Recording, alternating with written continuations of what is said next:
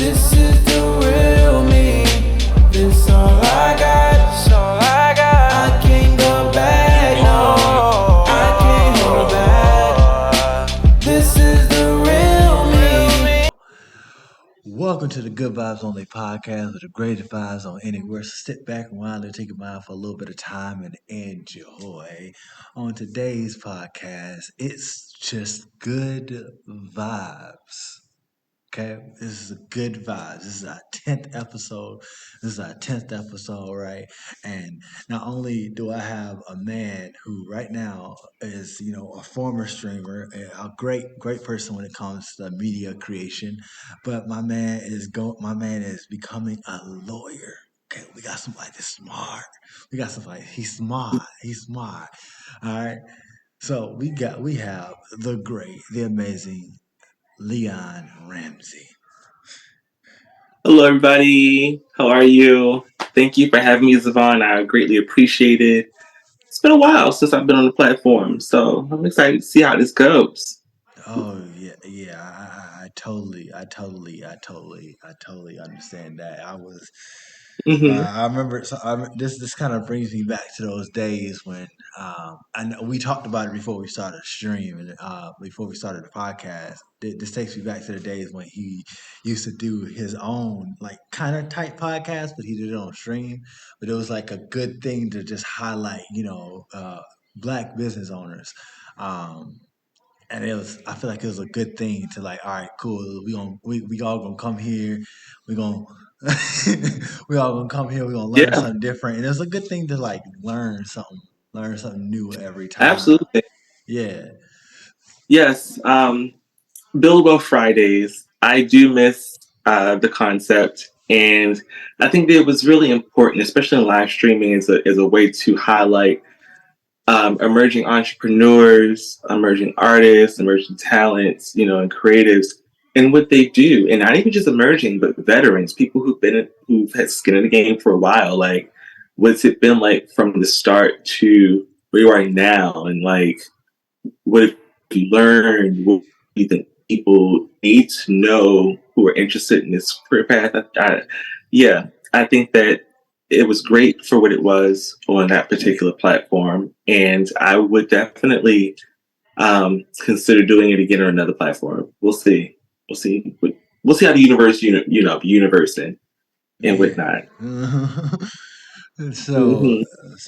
so my thing is, right? So whenever I introduced you, but whenever, I have my guests there. I don't know if you're watching.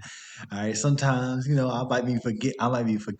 might forget something when I introduce somebody, and I don't want to disrespect nobody their whole thing. So I'm gonna let you introduce yourself, Mr. Leon Ramsey. Tell us what you do, who Okay, you are. sure. All right, everyone. So, as you mentioned, my name is Leon Ramsey. I used to be a streamer on another platform in a previous part of my life. Mm. And when I wasn't streaming, I am a paralegal. I currently work for a business litigation law firm here in Los Angeles, California. When I'm not a paralegal and when I'm not creating content like what we described, I am part of a nonprofit organization that creates events such as fashion shows and conferences and workshops for emerging artists, emerging designers, models of the sort, so that they can express their talent, so they can tell their stories and be cultivated and be invested in. And that's one of the key things there is the incentive behind it. Um, I enjoy living in California. I was born and raised in Baltimore, Maryland, Mhm. and moved to California in 2017. And yeah, I I love what I do. I love being here and how I'm able to touch on everything, every facet of whatever my mind thinks of. And yeah, that's me.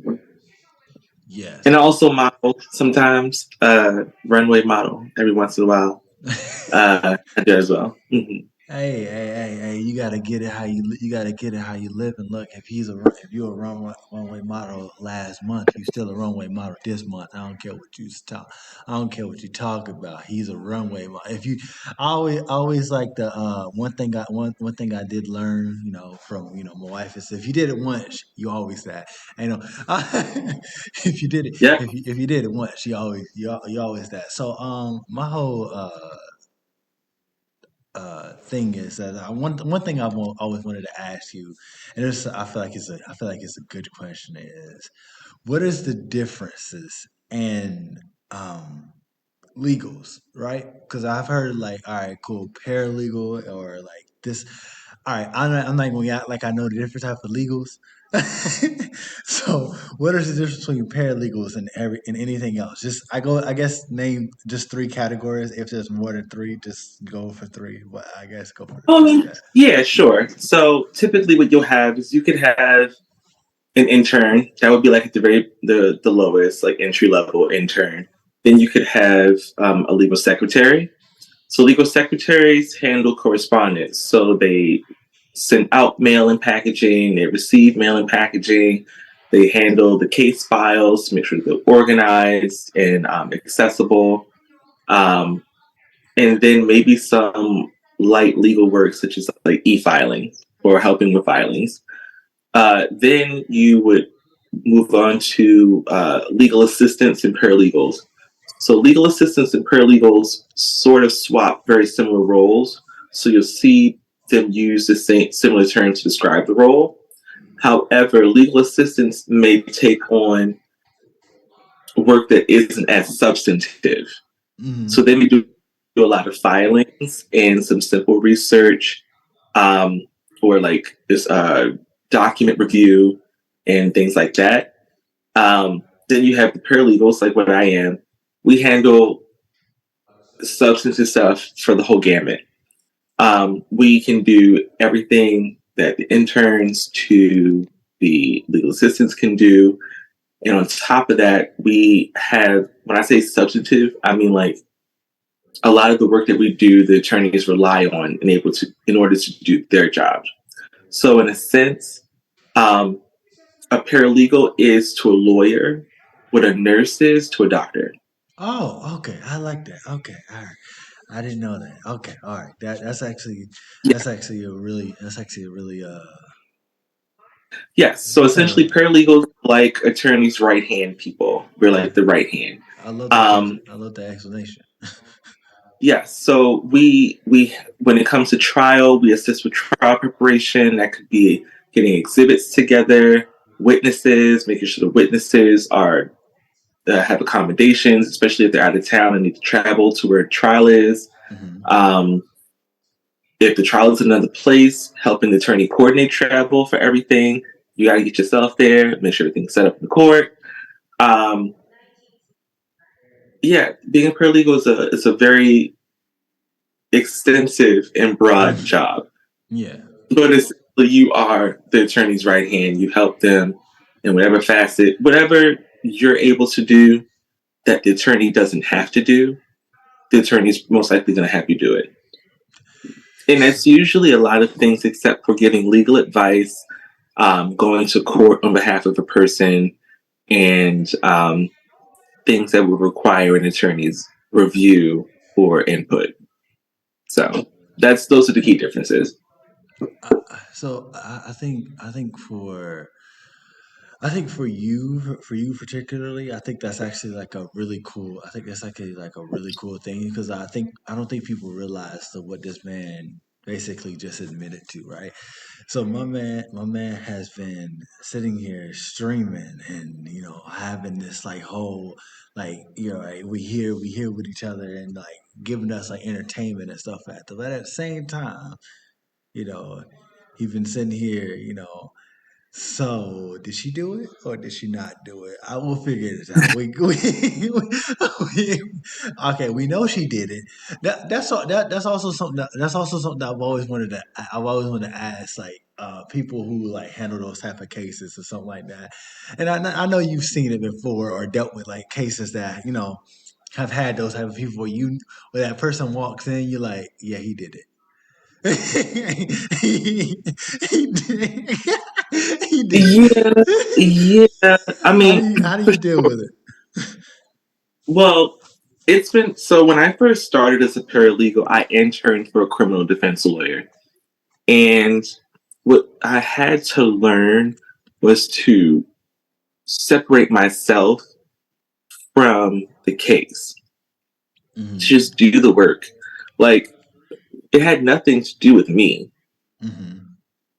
It had nothing to do with me, you know? It had everything to do with the people involved. All I'm doing is filing such and such, etc. Um, and half the time, I never really interacted with the client, especially in person, to feel sort of apprehensive. Some people love it. Some people love the thrill of it. Some people love the idea of, I wouldn't say getting people off, but making sure that their trial goes through Mm-hmm. fairly. And I think that is the more important part. Regardless of innocence, everyone has a right to a fair trial, Yes. and you want the trial to be fair, Yes. because if the person's guilty, they're guilty. You don't need to, you know, you don't have to corrupt the system to make it lean in a certain way. It will do so on its own. Yes. Um, Now, Now give me the I Leon do see. answer. Now give me the Leon answer. I do now. There are attorneys who, they don't care about whether you're innocent or guilty. The idea is that if I represent you, I'm going to make sure you win, and Mm-hmm. that's the point. Like, I represent you regardless of whether or not you did it. I'm going to help you get the most favorable outcome. Yeah. Now, when the attorney's just like, "Look, I know you did it. Everything, every possible thing is like you did it. Like you did it." Then they may suggest like take a plea deal or some sort of lesser sentencing, Yeah. something to avoid like the maximum penalty for it.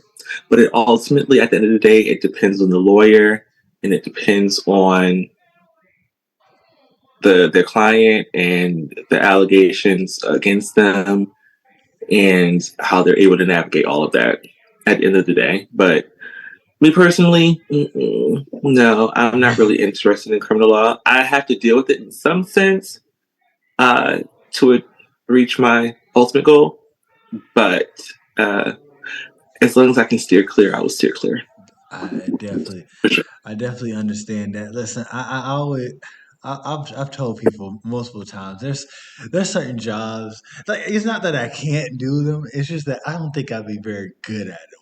For one, I don't think anything below like a collegiate level. Like I've like that. I've always like said I'm gonna end my life, being a teacher, right? Hmm. I'm like it's more like a professor because I'm like anything below a collegiate level or a 12th grade level I can't do because I'm like I can't deal with kids, lawyers. Look, I'll be in the in the courtroom talking, and then he'll say something stupid. And while I'm trying to plead him his case. Well, if I would have done it, it would have went like this. And Well, first and I'm gonna foremost, break character. I'm gonna break character. I'm gonna break character. that's terrible. But first and foremost, the client should know to shut up, because you're not supposed to. You're really not supposed to talk unless the judge specifically asks you to speak. So really, there's no reason for you to talk. Like, that's what you have the lawyer there for. So it's not like necessarily so much as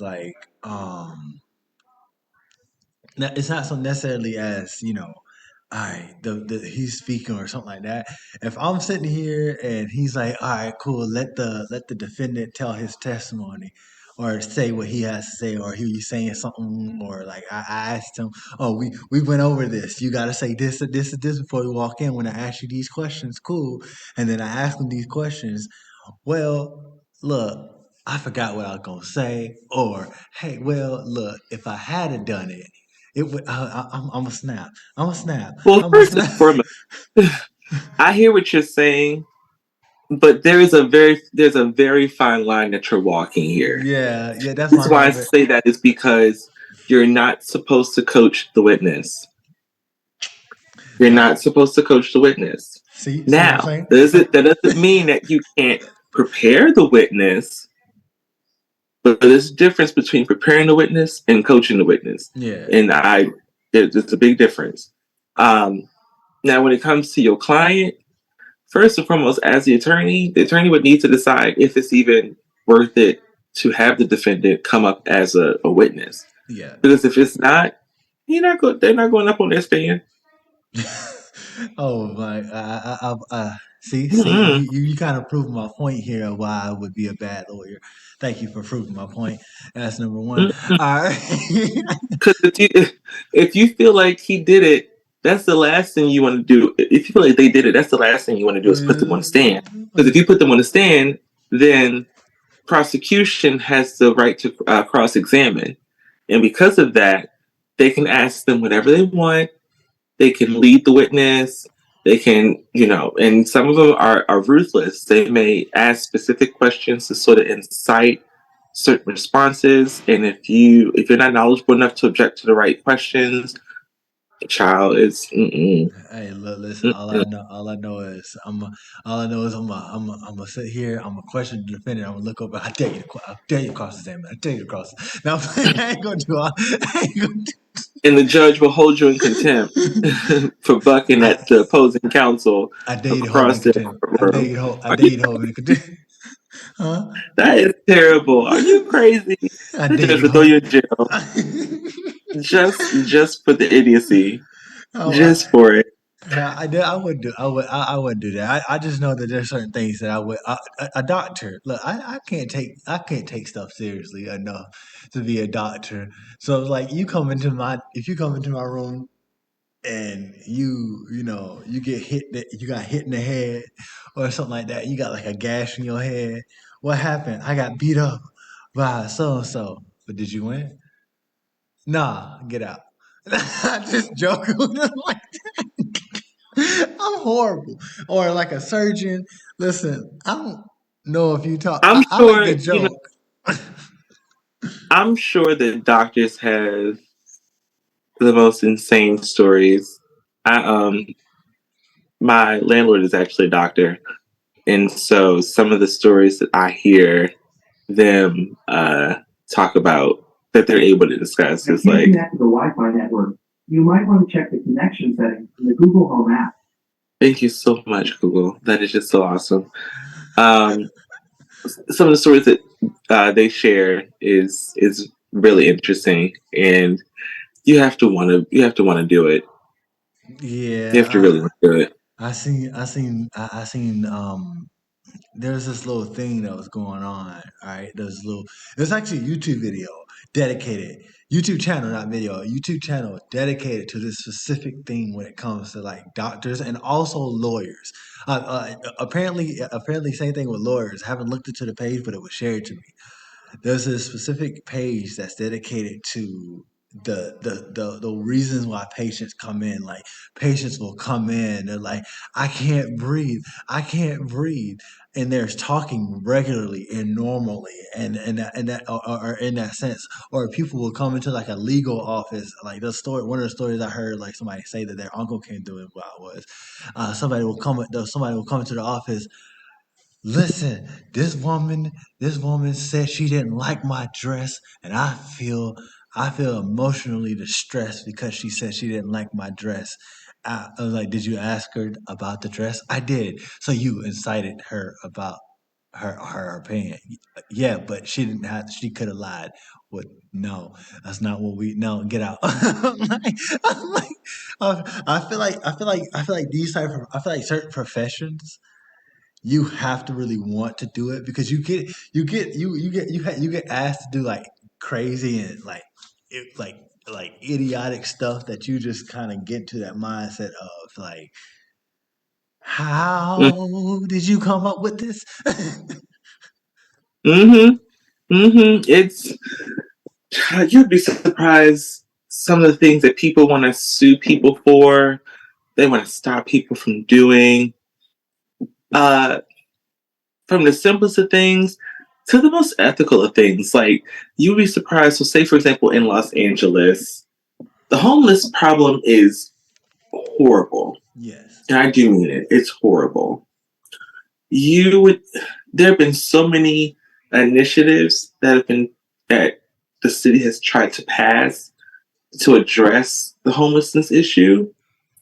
And I promise the most surprising thing are the groups of people who will hire lawyers to battle these initiatives to save the homeless, particularly because they don't want that to be in their neighborhoods. So they would rather nothing happen or these people get pushed out somewhere as opposed to neighborhood not helping to be a treatment area for it. It's you'd be surprised what people will hire lawyers to do. Well, Um, oh yeah, my bad. Go ahead. no, you're fine. You're fine. So I think for a lot of these initiatives, there's so many ways to solve this issue, right? For example, if you walk into these neighborhoods, right, and it's like, hey, we don't want these type of people in our neighborhoods. Maybe they feel like it's something that'll bring down property values or whatever they feel like that is, right? If you feel like it's a thing that'll bring down property values, the only thing that brings down property values is crime or like the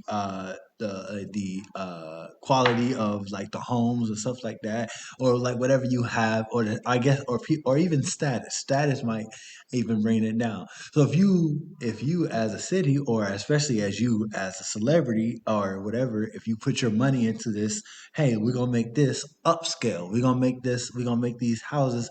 I'm pretty sure it doesn't cost like X amount of money. You spend $12 million, you can make like at least 30, 40 homes. 30, 40 homes house, and in California it's gonna house like 100 people. Don't ask how, just know I know it does. So Yeah. So the thing is, what it all really boils down to is profit yeah. and capitalism. Yeah. The way that the housing market is structured, the way, like, not even just housing market, but the way that society is structured now, especially in urban cities, major cities, all you see being developed is luxury stuff. Yeah. So that's why I feel like Luxury, luxury, and then what they get to do is define and always redefine what qualifies as luxury. yeah. So, and with that, because they can qualify that as luxury, they're able to stamp on these ridiculous price points on it because it's been deemed luxury. Um, that's one issue in a lot of major cities. You're seeing that much more now as the selling point. And, and I don't think it's going to really going to go anywhere. Unfortunately, I Yeah. see that getting worse, and um, I suggest that people get prepared for it. So I feel like that's a I feel like I said, I do feel like there's a lot of like fixes for these like stuff like if you feel like it's like, okay, luxury, or you want to redefine luxury, or anything in that matter, right? You can have like you can put these things in like these profit, easy profit. You can turn, I guess, status. You could turn status or charity into luxury. Like, hey, if you donate to these to this particular community, we'll immune you for this type of thing, or do this type of thing. I know rich people are always trying to get out of tax situations. So if we're sitting here, hey, we're gonna put money into this, we're gonna put money into this. Honestly, these days you need incentives to do nice things like that.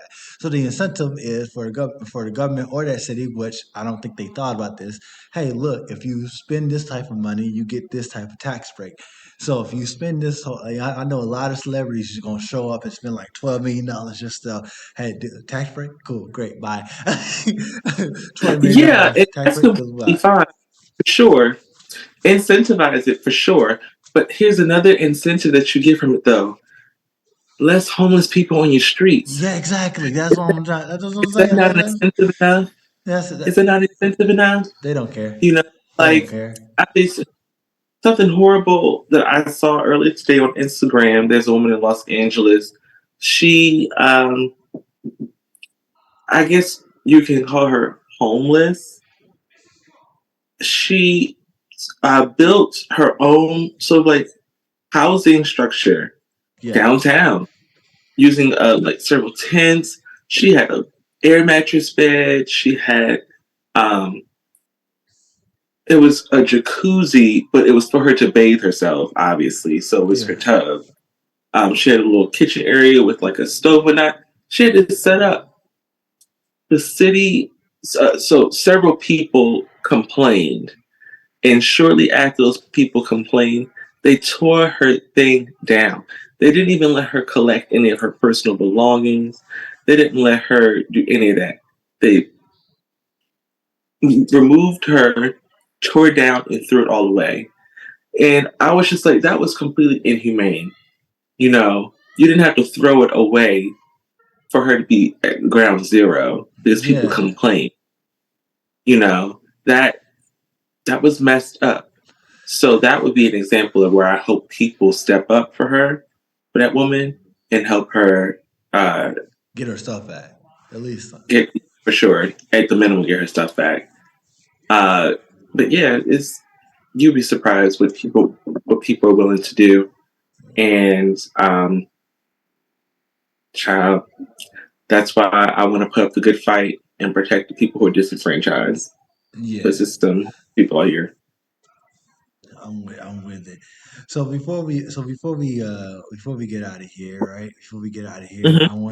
I always like to ask the guests, if you have any advice or anything you wanna say to the people watching, or our lovely audience watching. Is there anything you wanna say to them or get out to them?